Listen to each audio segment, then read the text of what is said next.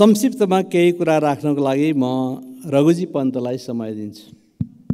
सभामुख महोदय, म सकेसम्म विषय संक्षिप्तमै राख्छु। तर मेरो आग्रह सभामुखज्यूलाई के छ भन्दाखेरि सभामुखज्यूले घडी हेर्दाखेरि कहिलेकाहीँ घडीलाई भन्दा विषयलाई हेरिदिनु पर्ने अवस्था हुन्छ। म त्यसको लागि सभामुखज्यूलाई विशेष आग्रह गर्न चाहन्छु। सभामुख महोदय, लामो समयदेखि नै नेपालले आफ्नो असंलग्न परराष्ट्र नीतिमा अडिग रहँदै आएको छ। पञ्चायत आयो, पञ्चायत गयो, बहुदलको व्यवस्थाको पुनर्स्थापना भयो, त्यसपछि फेरि नयाँ संविधान बन्यो। तर नेपालले आफ्नो असंलग्न परराष्ट्र नीतिको मान्यताबाट आफूलाई कहिले पनि पछाडि हटाएको छैन र जहिले पनि त्यसले एउटा स्थिर र गतिशील परराष्ट्र नीतिमा, एउटा असंलग्न परराष्ट्र नीतिमा, सन्तुलित परराष्ट्र नीतिमा जोड दिँदै आएको छ। तर केही समय यता नेपालको परराष्ट्र नीतिमा खलबल उत्पन्न हुन थालेको अनुभव हुन थालेको छ। भर्खरै भारतको प्रधानमन्त्रीजीको भ्रमण सम्पन्न भयो। त्यो भ्रमणमा उहाँ महाकालमा जानुभयो, पूजा गर्नुभयो, त्यो उहाँको व्यक्तिगत अधिकारको कुरा हो। म त्यसमा धेरै अहिले टिप्पणी गर्न चाहन्न।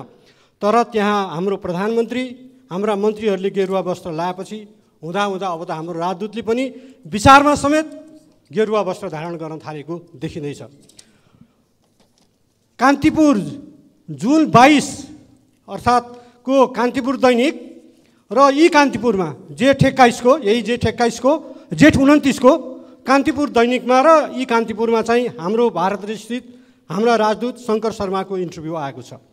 त्यो इन्टरभ्यूमा उठाएका, उहाँले व्यक्त गर्नुभएका केही कुराहरूले वास्तवमा नेपालको परराष्ट्र नीति के हुन लागेको हो र सरकारले उहाँलाई कस्तो निर्देशन दिएको हो, प्रधानमन्त्री र परराष्ट्र मन्त्रीसँग भेट हुँदा उहाँका कस्ता छलफल भए भन्ने कुराको एउटा आशंका उत्पन्न भएको छ।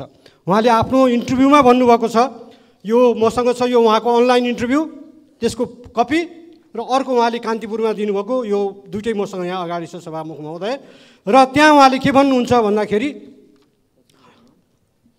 घुमाएर उहाँले हिन्दू राष्ट्रको वकालत गर्नुहुन्छ र अर्को एउटा आपत्तिजनक शब्द के भन्नुहुन्छ भन्दा त्यो हिन्दू राष्ट्रको कुरालाई आफ्नो तर्फबाट आफ्नो भाषा जस्तो हुन बनाएर मानिसहरू यसो भन्छन् भन्ने ढङ्गले उठाउनु भएको छ र नेपालको धर्मनिरपेक्षताको जुन नीति छ त्यसमाथि प्रश्न खडा भएको छ। त्यसै गरी जस्तो म उदाहरणसहित भन्छु, भारतसँगको हाम्रो सम्बन्ध, उहाँको एन्सर, भारतसँगको हाम्रो सम्बन्ध गहिरो छ, व्यापक छ, परम्परागत प्राचीन विषयमा आधारित पनि छ। यसलाई गहिरेर हेर्ने हो भने नेपालको सबै क्षेत्रको सम्बन्ध भारतसँग छ। अस्ति नै हेऱ्यौँ, भ्रमणमा कतिजना सचिव आउनुभएको थियो, प्रायः सबै आर्थिक र सामाजिक क्षेत्रको लिङ्क भारतसँग छ। नेपाल हिन्दू राष्ट्र हो, त्यो नै विशेष सिनारी हो, त्यसलाई जोगाउन सकेको भए राम्रो भन्छन् धेरै नेपाली। नेपालको पूर्व, पश्चिम र दक्षिणतिरको समुदायलाई हेर्ने हो भने पनि उनीहरूको धार्मिक, सामाजिक, साम्प्रदायिक सम्बन्ध सीमापारी देखिन्छ।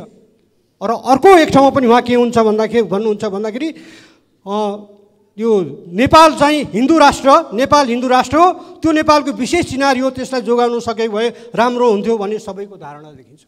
यो नेपालको राजदूतले भन्ने विषय हो। यो नेपालको संविधानमा धर्मनिरपेक्षताको कुरा छ, तर राजदूत त्यहाँ गएर धर्मनिरपेक्षताको कुरा गर्नुहुन्छ। बीआरआईलाई उहाँ माने लोन ट्र्याप्ड भन्नुहुन्छ। बीआरआईको लोनको विश्वव्यापी रूपमा यस्तो आलोचना भएको छ, त्यसबारेमा हामीले सोच्नुपर्छ भन्नुहुन्छ। नेपालले त्यो एग्रिमेन्ट गरेको छ बगैँचा साथ बीआरआईको बारेमा। त्यसै गरी उहाँले यो इन्टरभ्यूमा भनेका, व्यक्त गरेका विचारहरूले केही प्रश्नहरू खडा भएका छन्। म ती प्रश्नहरू यहाँ उठाउन चाहन्छु। र इपिजीको प्रतिवेदनबारे पनि उहाँको भनाइ त्यस्तै छ। के इपिजी प्रतिवेदन प्रबुद्ध व्यक्ति समूहबारे राजदूतले व्यक्त गरेको विचारले नेपाल सरकारको प्रतिनिधित्व गर्छ भने यो अत्यन्त आपत्तिजनक र खेदजनक छ। होइन भने इपिजी प्रतिवेदनबारे, नेपालको इपिजी प्रतिवेदनबारे नेपाल सरकारले संसदलाई आफ्नो स्पष्ट दृष्टिकोण बताउनु परोस्, त्यो यो विषयमा स्पष्ट पारोस्। 2, के सरकारको दृष्टिकोण हिन्दू राष्ट्रको नारालाई प्रेरणा प्रोत्साहन दिने हो? धर्मनिरपेक्षताबारे नेपाल सरकारको दृष्टिकोण के हो? यो संसदलाई स्पष्ट पारियोस्। के नेपाल हिन्दू राष्ट्र भए मात्रै दुई देशको सम्बन्ध राम्रो हुने हो? त्यसो भने 2046 सालभन्दा अगाडि त हिन्दू राष्ट्र थियो, 46 सालमा किन नाकाबन्दी लगाएको? किन त्यो बेला राम्रो सम्बन्ध हुन सकेन? यसको जवाब चाहियो। 14 महिनापछि मात्र भारतीय विदेश मन्त्रीसँग हाम्रो राजदूतको भेट भयो। के यो नेपालप्रतिको व्यवस्था र हेराइ होइन? यहाँ भारतीय राजदूतले घर घर डुलेर हाम्रा प्रधानमन्त्रीको क्वार्टरमा भने क्वार्टरमा, अफिसमा भने अफिसमा, पूर्व प्रधानमन्त्रीको घर घरमा भेटेर हिँड्छन्। तर हाम्रो यो नीति, हाम्रो परराष्ट्र नीति कसरी विदेश सम्बन्धलाई सञ्चालन गर्ने नीति स्पष्ट नभएको हुनाले 14 महिनापछि बल्ल हाम्रो राजदूतले त्यहाँको विदेश प्रधानमन्त्रीसँग नि होइन, विदेश मन्त्रीसँग भेट भए त्यसबारेमा पनि उहाँको एन्सर स्ट्रङ छैन। त्यसैले यो के हो, यो हेपाइप्रति हाम्रो प्रतिरोध किन हुँदैन? यसबारे नेपाल र आफ्नो पक्ष राजदूतले किन राख्न नसकेको? जे भयो ठिकै भयो भन्ने भनाइ हो राजदूतको। अर्को प्रश्न मेरो, चीनको BRI बारे राजदूत शङ्कर शर्माले भनेको कुरा नै के नेपालको दृष्टिकोण हो? यो अभिव्यक्ति त कूटनीतिक दृष्टिकोणले पनि आपत्तिजनक भयो। एउटा मित्र देशको लागि नियुक्त भएको राजदूतले अर्को मित्र देशको नीतिबारे जुन विषयमा स्वयं नेपालले चीन सरकारसँग सहमति गरेर छलफल गर्दैछ त्यसबारे अर्को प्रतिद्वन्दी राष्ट्रको राजधानीमा बसेर त्यहाँ नियुक्त भएको राजदूतले यसरी बोल्न मिल्छ? राजदूतको यो अभिव्यक्ति र BRI बारे नेपालको दृष्टिकोण, यो विषयमा दृष्टिकोणबारे यो संसदमा स्पष्ट पारियोस्। भारतको नयाँ भवनमा राखिएको नक्साबारेको राजदूतको अभिव्यक्ति पनि ठिक भएन। के भारतले दिएको परिभाषा नेपालले स्वीकार गरेको हो? राजदूतको भनाइ आफैमा अन्तर्विरोध। नेपालले भारतको नयाँ भवनमा राखिएको नक्साबारेको राजदूतको अभिव्यक्ति पनि ठिक भएन। के भारतले दिएको परिभाषा नेपालले पनि स्वीकारेको हो? राजदूतको भनाइ आफैमा अन्तर्विरोधयुक्त छ। यसबारे नेपाल सरकारको दृष्टिकोण के हो? संसदलाई स्पष्ट पारियोस्। नेपालले यस विषयमा दृष्टिकोण स्पष्ट बनाउनै पर्छ।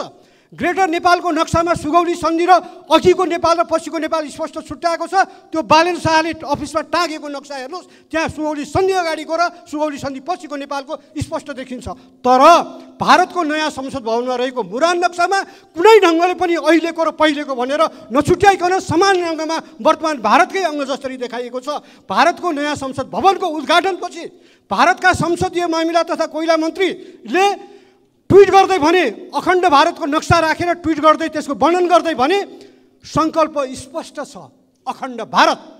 सङ्कल्प स्पष्ट छ अखण्ड भारत। के भारतीय यो मन्त्रीको यो सङ्कल्प नेपाललाई स्वीकार्य छ? दिल्लीमा भएको पत्रकार सम्मेलनमा बोल्दै भारतीय विदेश मन्त्री एस जयशङ्करले भने नेपाल जस्ता मित्र देशको चित्त बुझेको छ भने के साँच्चै नेपालको चित्त बुझेको हो? यो नक्साबारे कुराकानी गर्दा भारतको एकजना मन्त्री ऐतिहासिक र सांस्कृतिक नक्सा भनेर विरोध उत्पन्न भएपछि ढाकछोप गर्न खोज्छन्, तर अर्को मन्त्री त्यही नक्सा राखेर सङ्कल्प स्पष्ट छ अखण्ड भारत भनेर विद्युतीय माध्यममा ट्विट गर्दै भविष्यमा अखण्ड भारत बनाउने उद्देश्य व्यक्त गर्छन्। कुन चाहिँ भारतीय मन्त्रीको कुरा सही हो? वर्तमान भारतीयकै नक्सा जस्तो गरी लेखिएको उक्त नक्सा हेर्दा जो पनि भ्रममा पर्छ र त्यसलाई अहिलेकै भारत ठान्छ। यस्तो नक्साप्रति हामी मौनता, देशको स्वाधीनताप्रति हाम्रो मौनता देशको स्वाधीनताप्रतिको व्यवस्था हो। त्यसैले यस नक्साप्रति विरोध जनाउँदै नेपाल सरकारले भारत सरकारलाई तत्काल कूटनीतिक नोट पठाएर संसदलाई जानकारी दिन माग गर्दछु। अर्को कुरा, प्रधानमन्त्रीले देश र संसदलाई ढाँटुमा गलत जानकारी दिनु हुँदैन। उहाँले यही संसदमा उभिएर भन्नुभएको थियो, लिम्पियाधुरा कालापानी छोडेर जमिन साट्ने कुरा भएको छैन, मेरो मुखबाट निस्केकै छैन।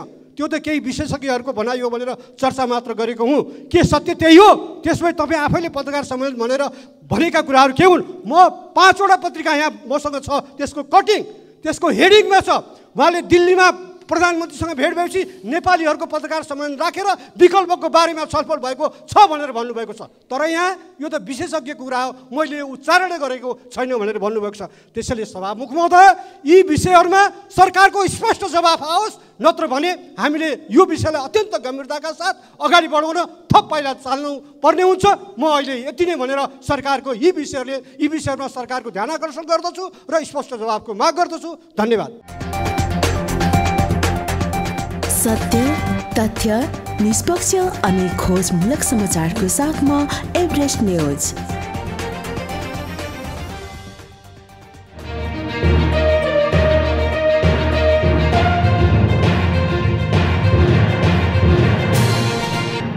तपाईँ हेर्दै हुनुहुन्छ एभरेस्ट